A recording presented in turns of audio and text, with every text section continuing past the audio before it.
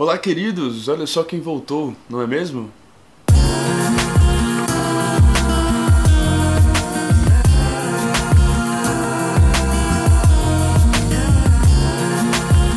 Eu tava olhando nesses dias uma página que eu acompanho no Facebook chamada Procura-se Fotógrafo, vou deixar o link aqui embaixo para quem se interessar. É uma página sobre humor e fotografia. E eu tava vendo uma postagem que eles tinham feito com um print de uma outra postagem que era uma imagem que, nessa imagem, era um cara perguntando: você não pede uma corrida de graça para um taxista, nem muito menos uma cirurgia de graça para um médico, então por que você pede fotografia de graça para o fotógrafo? Isso é uma reclamação bem recorrente para quem trabalha no meio, quem reclama com razão. Só que acontece que nesse print tinha uma resposta de um cara que ele dizia a seguinte frase: mas um médico salva vidas, um fotógrafo não. Para começar, essa afirmação é bem normal, é bem comum, é bem senso comum e ela está errada em muitos aspectos. E eu poderia falar milhares de motivos aqui, mas como eu falei no meu vídeo anterior de esclarecimentos, eu tô querendo fazer uma série sobre fotógrafos aí no canal e tem um fotógrafo em especial que responde muito bem essa pergunta, que desmistifica muito essa história e eu acho que seria uma boa forma de a gente começar essa série. Esse fotógrafo, sem dúvida, é um dos meus fotógrafos favoritos, de uma obra incrível, de um legado sensacional. Esse fotógrafo é o Lewis Hine. Lewis Hine nasceu nos Estados Unidos no ano de 1874, no estado de Wisconsin, acho que é assim que se pronuncia.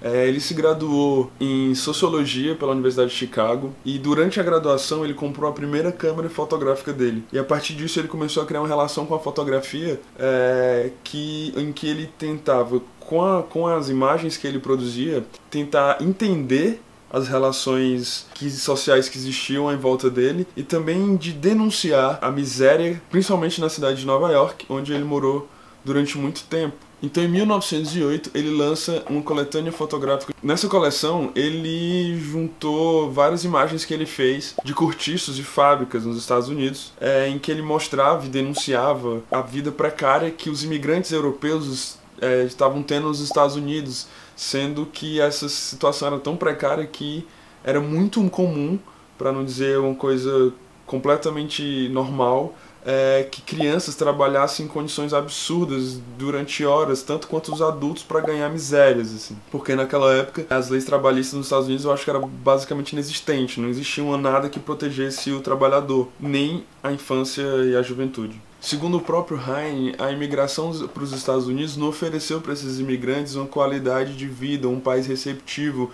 disposto a abrir oportunidades de ter uma vida digna.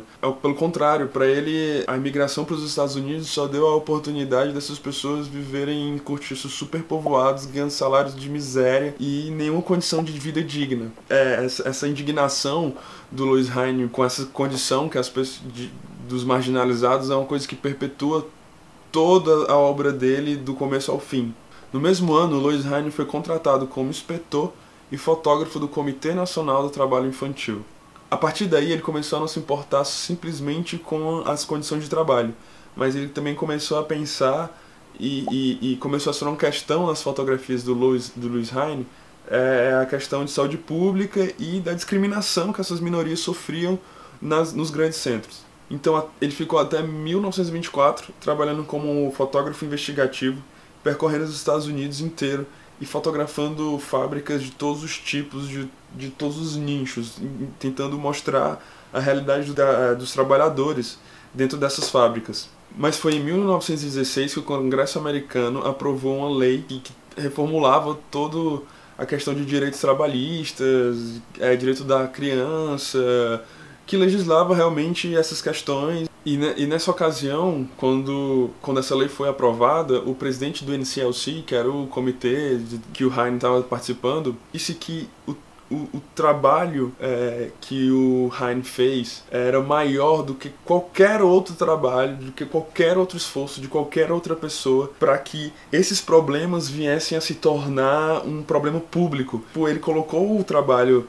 esses registros do Hine, como o fator preponderante para que as pessoas primeiro pudessem perceber o quão difícil era a situação dessas pessoas e para que o Congresso americano pudesse então votar essa lei e tipo, mudar a vida dessas pessoas completamente. Bom, eu poderia aqui falar milhões de coisas do Louis Hine. O cara tem muita história ainda para contar. Chico, você tá falando isso, mas pô, Louis Hine é um em 1 milhão, é uma coisa, nossa, mas o cara tá... Não, cara, eu tô falando que fotografia muda vidas. Pode ser uma coisa simples. Eu tenho um amigo meu que é um grande fotógrafo, se chama Lucas Santana. Inclusive eu vou deixar o link do Instagram dele aqui na descrição pra quem se interessar.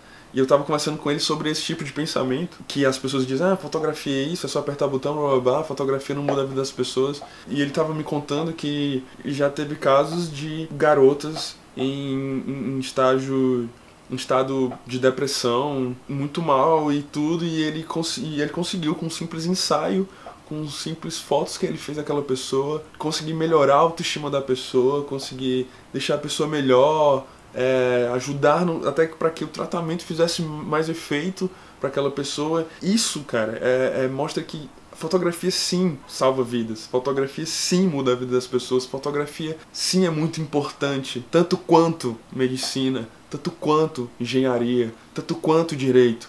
E a mensagem que eu queria deixar nesse vídeo, mais do que qualquer coisa, é: não subestime o trabalho das pessoas, não subestime as atividades que elas fazem.